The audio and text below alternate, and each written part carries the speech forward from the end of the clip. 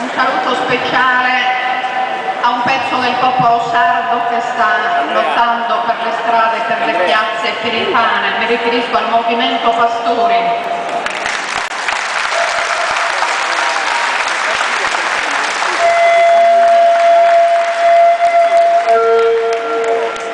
Non prevedevo di parlare, mi hanno chiamato. Sono qui innanzitutto come sarda.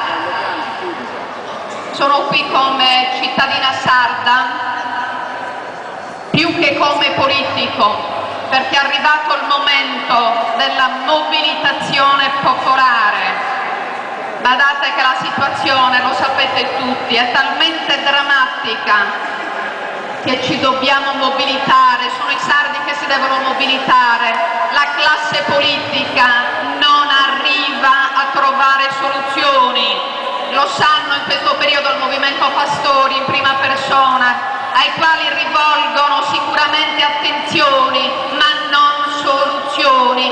Io stento ancora a crederci, ci vedremo nell'arco della settimana e sapremo anche Cappellacci che cosa tirerà fuori come soluzione ai problemi che pongono i nostri pastori. Ma attenzione, non ci sarà più niente per nessuno se noi non ci muoviamo. La nostra è una storia triste di soppressione, di repressione.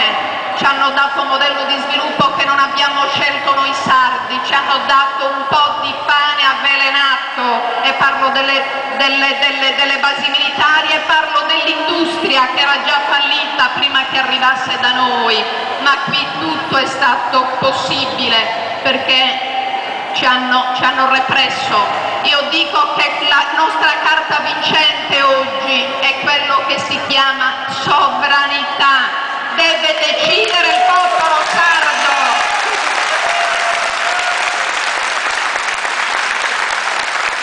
Non può più decidere Roma per il nostro futuro e per il futuro dei nostri figli, perché sino ad oggi hanno deciso e hanno scelto per noi anche le centrali nucleari. E attenzione, cercano di ingannarci, ci stanno portando alla fame in modo tale che il nostro popolo dica sì alle centrali. Ancora pane avvelenato, è poco, è poco.